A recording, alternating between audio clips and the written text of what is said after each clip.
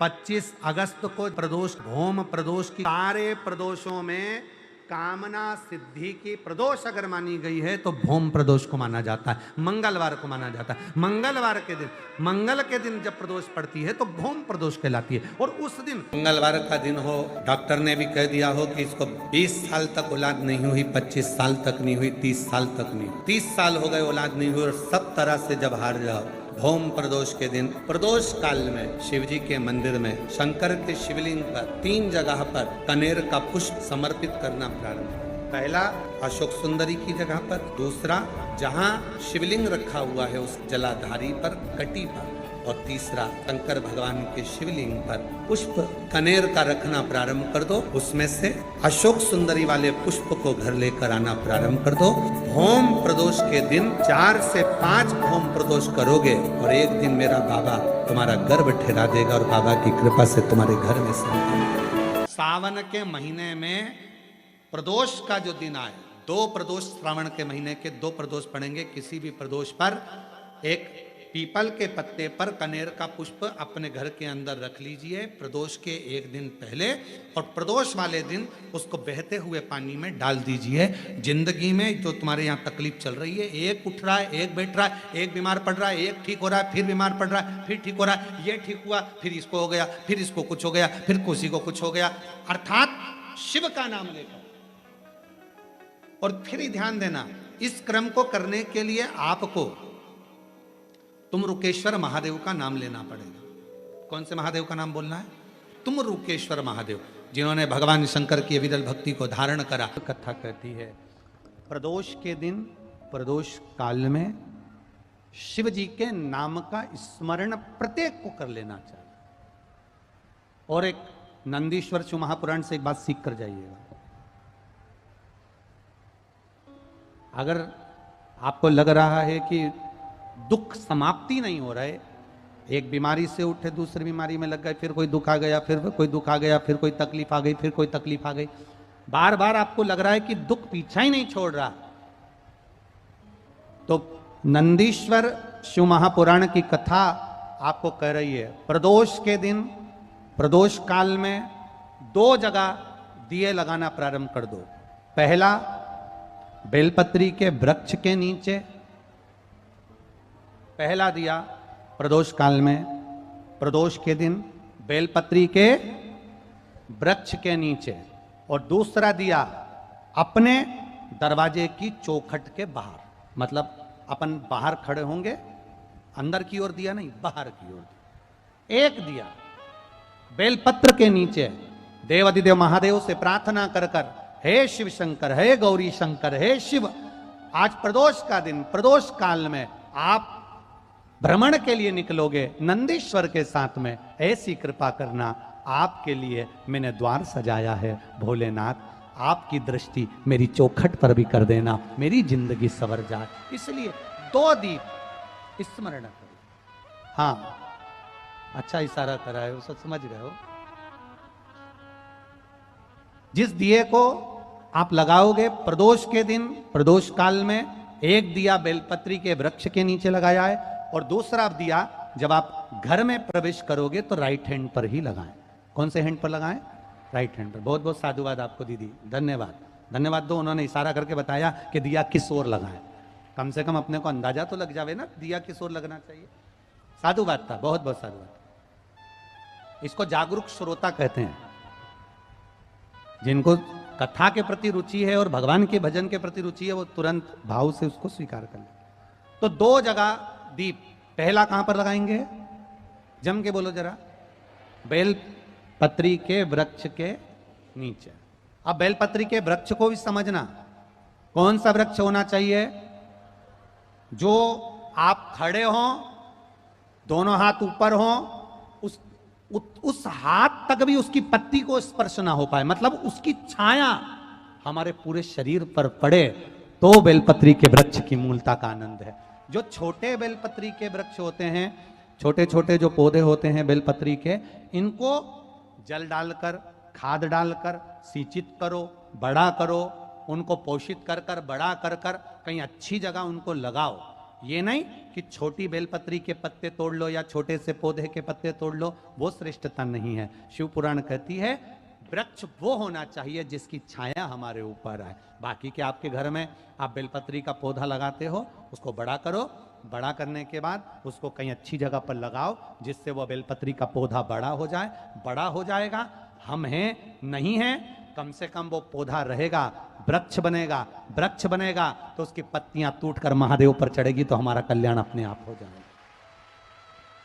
उसमें लगाइए, आप वो बेलपत्री के पौधे को बड़ा करिए, उसको लगाओ, वृक्ष हो बड़ा। तो पहला दिया कहां लगाएंगे? बेलपत्री के वृक्ष के नीचे। और दूसरा, अपने घर में प्रवेश करते समय राइट हैंड में बाहर की। शिव तत्व को जानन कर। कौन से दिन? जम जम के बोलो जरा।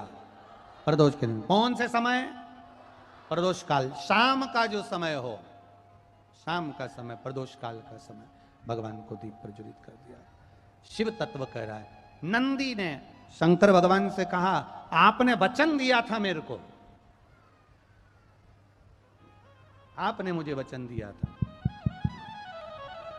आपने मुझे वचन दिया था भोलेनाथ कि प्रदोष के दिन, प्रदोष काल में नंदी तू मुझे जहां ले जाकर खड़ा कर देगा, उसके आसपास में जहां मेरी दृष्टि पड़ेगी, वो जो मांगेगा महादेव उसकी झोली खुशियों से भर देगा। जिस लड़का लड़की का विवाह 30 साल का हो गया, 35 साल की हो गए, लड़का लड़की 40 साल के हो गए, 35 साल के हो गए, उनका अगर विवाह नहीं हुआ है, बहुत रिश्ते आए चले गए, संबंध आए चले गए, या जो बेटा बेटी चाहते हैं कि हम अच्छा पढ़कर एक नौकरी सरकारी प्राप्त कर लें, कोई ऐसा अच्छा जॉब हमारी किस्मत में मिल जाए, उन बेटा बेटियों से निवेदन करूंगा यदि आप चाहते हो तो एक प्रयास जरूर करो, एक प्रयास अपनी जिंदगी में जरूर करो।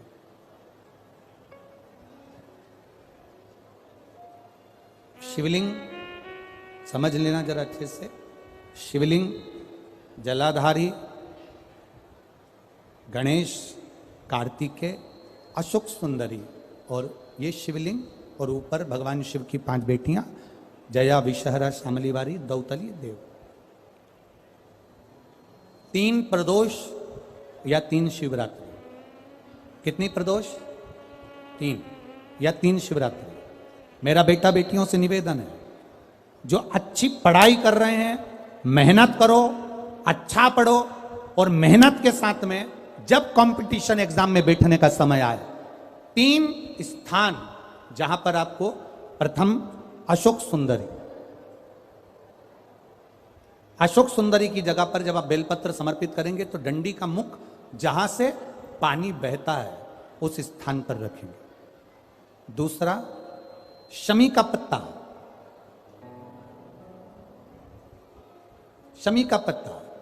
दूसरा, शमी के पत्र को देवादिदेव महादेव पर जब आप समर्पित करेंगे तो उसका डंडी का मुख भी जहां से जल बहता है उस ओर रखेंगे। और तीसरे नंबर पर है आंख का पुष्प। एक पुष्प होता है आंख का सफेद, और एक पुष्प होता है हल्का सा नीला। करें दर्शन आप लोगों ने? जम के तो बोलो जरा, करें ना? एक सफेद होता है, एक हल्का सा नीला होता है। सफेद आंख का जो पुष्प होता है वो केवल देवादिदेव महादेव का एक स्वरूप होता है, और हल्का सा जिसमें गुलाबीपन, नीलापन होता है वो शिव, पार्वती, गणेश, कार्तिकेय, अशोक सुंदरी, जया, विषहरा, सामरीवारी, दौतली, देव और शिव जी के जितने गण हैं उन सबका प्रतीक होता है।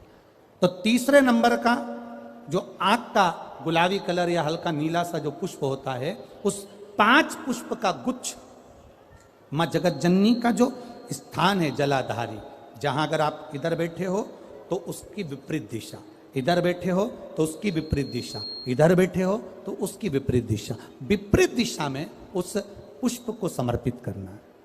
अच्छी पढ़ाई करो, अच्छी मेहनत करो, और मेहनत के साथ में जब कंपटीशन एग्जाम के लिए जा रहे हो, उस जगह पर सीए की पढ़ाई भी कर रहे हो, चाहे किसी भी पढ़ाई में लगे हो, मेहनत के साथ में बाबा देवादिदेव महादेव को 3 प्रदोष या 3 शिवरात्रि आप दिल से बाबा को समर्पित कर कर, बाबा से प्रार्थना कर कर अशोक सुंदरी पर चढ़ाई हुई बेलपत्र को वापिस लेकर आइए। जिस विद्या स्थल पर आप पढ़ाई करते हो, जिस कमरे में आप रहते हो, वहां उस बेलपत्र को 3 प्रदोष की या 3 शिवरात्रि की बेलपत्र रखिए।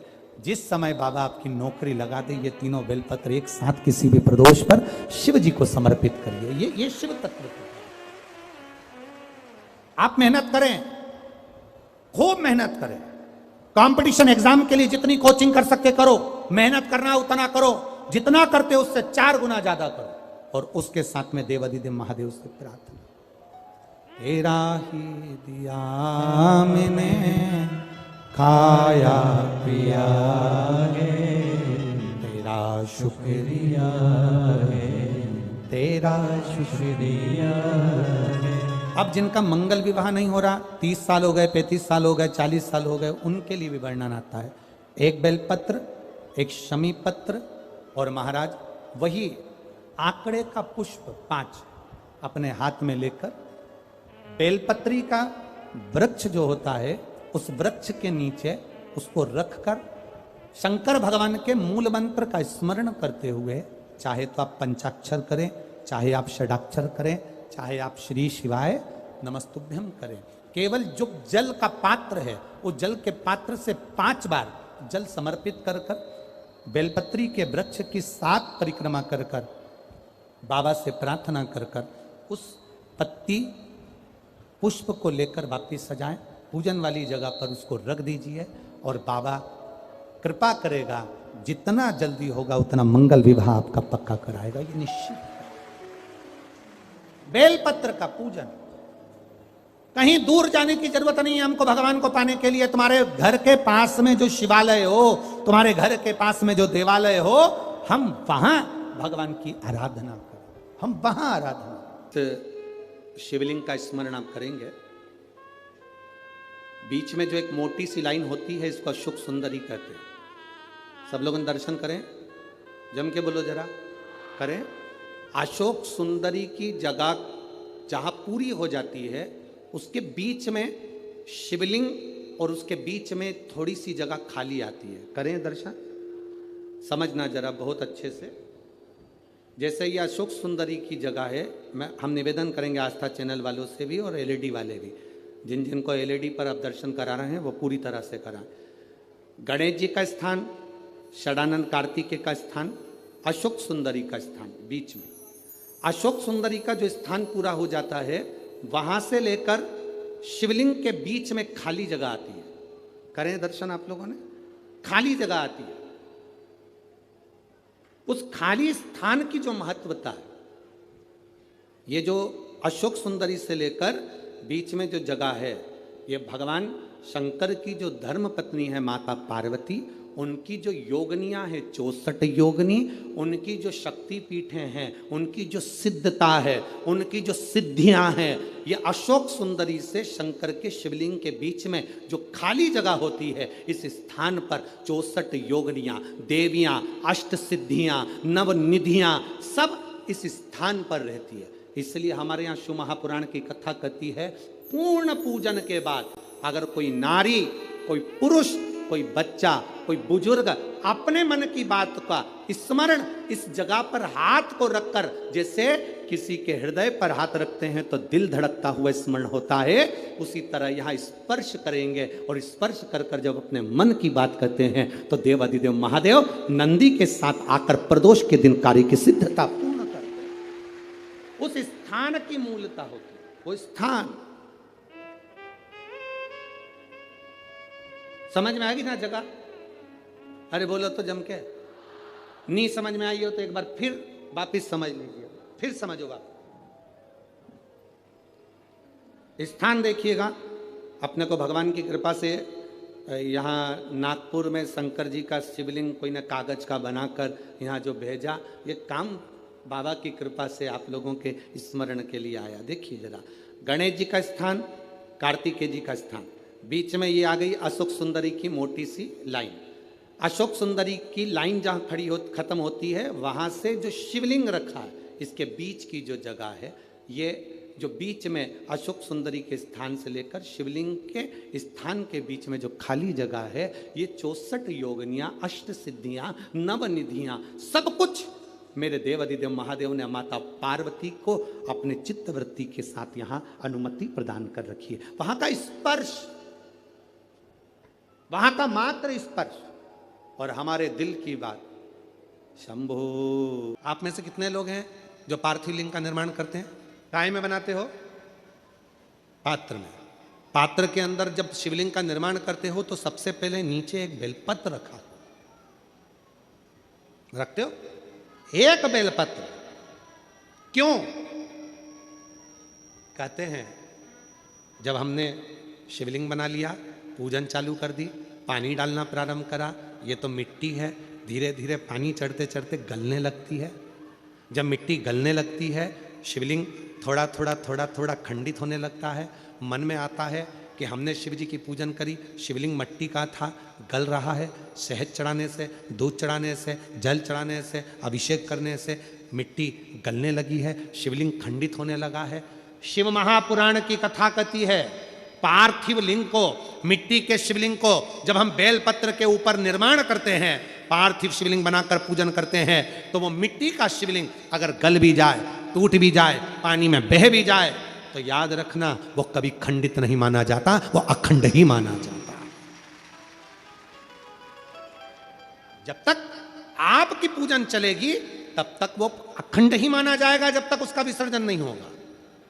उसकी विसर्जन नहीं होगा तब तक वो अखंड कहलाए। शिव तत्व कह रहा है, भगवान शंकर का पावन चरित्र कह रहा है। एकांबरेश्वर महादेव कांचीपुरम में, तमिलनाडु में, भारत की भूमि पर दुनिया के सबसे विशाल मंदिरों में, जो विशाल मंदिरों की गणना होती है, उन विशाल मंदिरों में सबसे बड़े मंदिर की गणना में कांचीपुरम का, ये तमिलनाडु का मंदिर एकांबरेश्वर महादेव का आता है। एकांबरेश्वर, जहां पर पाषाण का शिवलिंग नहीं है, जहां पत्थर का शिवलिंग नहीं है, जहां सोना और चांदी का शिवलिंग नहीं है, जहां हीरे पन्ने का शिवलिंग नहीं है, जहां पर मिट्टी का पार्थिव शिवलिंग की पूजन होती है। अब जरा विचार करिएगा, गुरुजी क्या बात कर रहे हो? ये पार्थिव शिवलिंग, मिट्टी का शिवलिंग जहां एकांबरेश्वर महादेव के मंदिर में पूजा जाता है, वहां क्या वो शिवलिंग मिट्टी का फटा नहीं होगा? क्या उसमें दरार नहीं पड़ी होगी? क्या वो मिट्टी का शिवलिंग बेकार नहीं हुआ होगा? हम जब पार्थिव शिवलिंग का निर्माण करते हैं तब उस समय उसमें हम बहुत से पदार्थ डाल देते हैं। आप कुछ डालें ना डालें, दो चीजें मिट्टी के अंदर अवश्य डालें, एक मक्खन या दूध या गाय का, जम के बोलो, घी, और दूसरा भस्म। ये दो चीजें क्यों डालना चाहिए? कि शिवलिंग अच्छा बनेगा, शिवलिंग पक्का रहेगा, दरार नहीं पड़ेगी, उसके लिए डालना चाहिए क्या? ना ना ना। पार्थिव शिवलिंग का निर्माण करने वाले दो चीजों का स्मरण अवश्य रखें। पहला, मिट्टी के अंदर जब हम मक्खन, दूध या गाय का घी डालकर शिवलिंग का निर्माण करते हैं, जिसके घर में वंश नहीं बढ़ता, 20 साल, 25 साल, 15 साल, 12 साल हो गए हों, और जिसके घर में बच्चा ना हुआ हो, हम उनसे भी निवेदन करेंगे कि प्रत्येक प्रदोष, प्रत्येक शिवरात्रि, हर महीने प्रदोष आती है, हर महीने शिवरात्रि आती है, प्रत्येक शिवरात्रि, प्रत्येक प्रदोष को आप मिट्टी के अंदर मक्खन या गाय का दूध या गाय का घी, देसी गाय का मिलाकर शिवलिंग बनाकर उसकी पूजन करना प्रारंभ करें। 1 साल पूरा नहीं होगा, भले 20 साल हो गए होंगे, पर आपका गर्भ जरूर फेरेगा, ये निश्चित। भले 20 साल हो गए, 22 साल हो गए, 25 साल हो गए, डॉक्टर ने मना कर दिया नहीं होगा, फिर भी आप बाबा पर भरोसा, बोल बम का नारा है, बाबा है। आप विश्वास के साथ शिव की आराधना करिए। गाय, देसी गौ माता का दूध, मक्खन, घी, ये हमारे मिट्टी के अंदर मिलाकर जब हम शिवलिंग का निर्माण करते हैं तो हमारा वंश बढ़ता। दूसरा, भस्म। दूसरी चीज क्या है? जम के बोलो जरा पीछे वाले भी। पहले नंबर पर है मिट्टी में मिलाया गया मक्खन, घी या दूध। दूसरे नंबर पर है, जम के बोलो जल्दी से, भस्म। ये दूसरे नंबर पर। भस्म का प्रयोग शिवलिंग का जब निर्माण करें, पार्थिव शिवलिंग जब बनाएं, मिट्टी में थोड़ी सी भस्म जरूर मिलाएं। भस्म किस चीज के लिए होती है? भस्म किसके लिए धारण कराई जाती है? तो महाराज शिव महापुराण की कथा कहती है, जब शरीर में कोई बड़ी बीमारी आने वाली होती है, आप एक साधारण सा प्रयोग कर देखिएगा अपने जीवन में। एक साधारण सा प्रयोग, जब आपको लगे कि डॉक्टर ने बोला है कि कोई बड़ी बीमारी का चांस बन रहा है, कोई बड़ी बीमारी होने वाली है, आप थोड़े दिन तक देवादिदेव महादेव का ये शिवलिंग, ये जलाधारी, ये जहां से जल बहता है, गणेश जी का स्थान, कार्तिकेय जी का स्थान, बीच में एक मोटी सी लाइन अशोक सुंदरी, शिवलिंग जो शिवलिंग रखा है, जो जलाधारी है वो मां पार्वती जी का हस्तकमल, ऊपर से एक एक बूंद जो पानी गिर रहा है, जिस कमंडल में से, जिस जलाधारी में से जल गिर रहा है, वहां शंकर भगवान की 5 बेटियां, जया, विषहरा, शामली बारी, दौतली और देव, ये भगवान शिव की 5 बेटी। जब आपको लग रहा है कि मेरी जांच होने जा रही है, जब आपको लग रहा है कि मुझे डॉक्टर को दिखाने जा रहे हैं, मुझे लग रहा है कि कोई बड़ी बीमारी ना निकल जाए, अल्ट्रासाउंड करा रहे हैं, एक्सरे करा रहे हैं, उससे पहले घर में अगर थोड़ी सी भस्म रखी है, उस भस्म को जब आप जल चढ़ाने के लिए शिव जी के मंदिर में जाओ, हॉस्पिटल में दिखाने के लिए जांच कराने जाओ, उससे पहले एक काम जरूर करना, शंकर भगवान का जहां शिवलिंग रखा है, उस शिवलिंग के पास में भस्म का लेपन कर देवादिदेव महादेव पर 1 लोटा जल समर्पित कर उसी भस्म को अपने कलेजे पर, अपने हृदय पर लगाकर देवादिदेव महादेव का पंचाक्षर मंत्र नमः शिवाय, षडाक्षर मंत्र ओम नमः शिवाय या श्री शिवाय नमस्तुभ्यम बोलकर फिर आप जांच के लिए चले जाओ। कोई बड़ी बीमारी तुम्हारी जिंदगी में निकल ही नहीं सकती। भस्म भस्म हो, भस्म का काम क्या? हमारे रोग को, हमारी बीमारी को, हमारे आने वाले जो रोग हैं, जो बीमारी है, जो तकलीफ है, उसको समाप्त करती है भस्म का।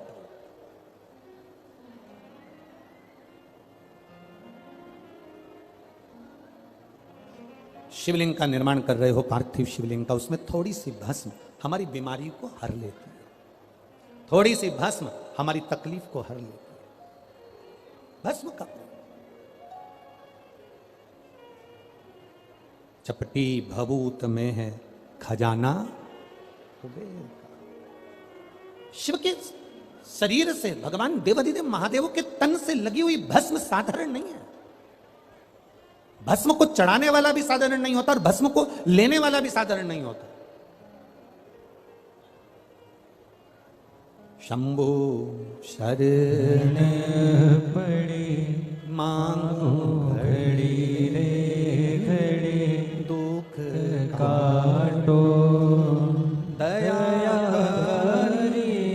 दर्शन आपो। पार्थिव शिवलिंग का निर्माण करते समय 2 चीजें ध्यान से अवश्य मिलाएं। पहला माखन, घी, दूध, दूसरा भस्म। पार्थिव शिवलिंग का विसर्जन कैसे किया जाता है?